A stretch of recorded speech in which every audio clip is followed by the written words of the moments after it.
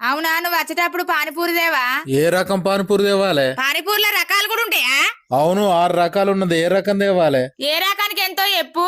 పానీపూరి అయితే 10 రూపాయలు, స్పెషల్ పానీపూరి అయితే 12 రూపాయలు, వెరీ స్పెషల్ పానీపూరి అయితే 15 రూపాయలు, ఎక్స్ట్రా స్పెషల్ పానీపూరి అయితే 18 రూపాయలు, డబుల్ ఎక్స్ట్రా స్పెషల్ పానీపూరి అయితే 20 రూపాయలు, సండే స్పెషల్ పానీపూరి అయితే 25 రూపాయలు. అది ఒక ఆదివారం అయితేనే దొరుకుతది. ఇవి వేరు వేరు రుసులు ఉంటాయా?